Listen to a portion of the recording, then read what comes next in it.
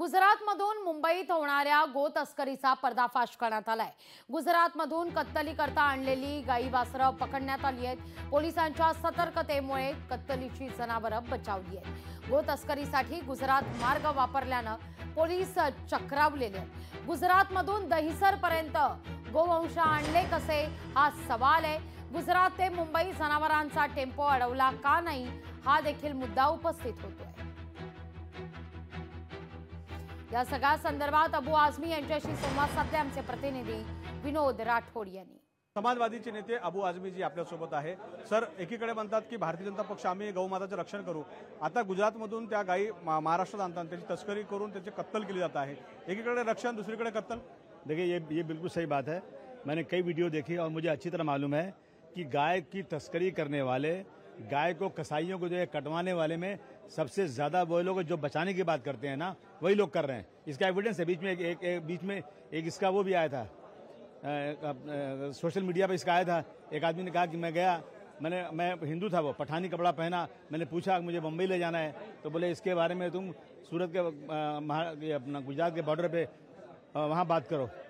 तो ज़्यादातर गाय का काटना, गाय को बेचना, गाय बैल को बेचना, ये सब काम वही लोग कर रहे हैं जिन्होंने इसको पाबंदी लगाने की बात किया है। लोकशाही मराठीने ही गोष्ट उचलली आहे प्रामुख्याने। तुम्हाला असं वाटतं की या तस्करीमध्ये आणि याच्या कत्तलमध्ये कोणत्या नेत्यांचा हात आहे किंवा कोणते राजकीय पक्ष ज्याच्यामध्ये पुढे आहे? नहीं, नेता को मुझे नहीं मालूम कौन सा हाथ है, परंतु मुझे मालूम है कट्टरपंथी जो लोग हैं, आरएसएस की बात करते हैं, बीजेपी की बात करते हैं, वही लोग ये काम कर रहे हैं। असे कोणते पक्ष आहे ते त्यांना सपोर्ट करतात जेणेकरून ते महाराष्ट्रात इजीली ते आणू कर?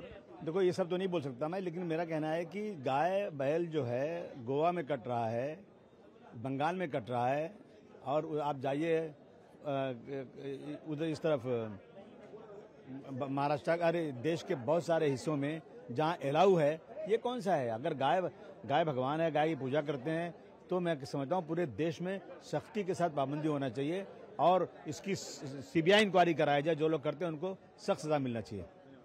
वीडियो जर्नलिस्ट राजेश मनियारसह विनोद राठोड, लोकशाही मराठी, मुंबई।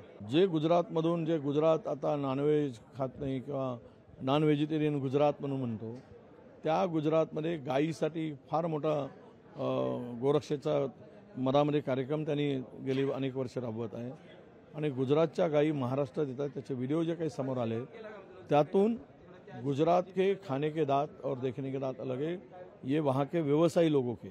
जर तुम्हाला या गुजरातच्या कडून गायी इकडे येत असतील तर यामध्ये गुजरात सरकारचा सुद्धा सहभाग आहे। गुजरात सरकारला सुद्धा इकडे गायी पटवून तो धंदा करायचा आहे आणि त्यातून त्यांना चंदा वसूल करायचा आहे, हे स्पष्ट आहे। मला वाटतं यात सरकार, मी म्हटलं तसं दुटप्पी धोरण आहे। दाखवायचं एक आणि नेमकं करायचं वेगळं, अशा पद्धतीचं सरकारचं धोरण आहे। फक्त भावनिक मुद्द्याला हात घालायचा, परंतु लॉजिकली त्या एंडमध्ये कुठलीही कारवाई करायची नाही, हे साधारणपणे धोरण दिसतं। नाही, त्याच्या 100% तुमची जे बातमी आहे ती बरोबर आहे आणि गायीचे इकडे संरक्षण करा। त्याच्यामुळे खरं प्रॉब्लेम झालेला आहे या देशामध्ये की या वेगळ्या वेगळ्या तऱ्हेचं हे नवीन धोरण करतात आणि एक स्टंट करण्याचं काम हे करतात आणि त्यांचेच लोक ते घेतलेला निर्णय बदलतात आणि या ठिकाणी गायीचं जे मांस आहे ते आणण्याचं काम करतात आणि ते पण गुजरात सारख्या स्वतःला हिंदुत्ववादी बोलणाऱ्या राज्यातून ते येते, याचं दुर्दैव आहे। लोकशाही मराठी ऐका, पहा, जागरूक रहा।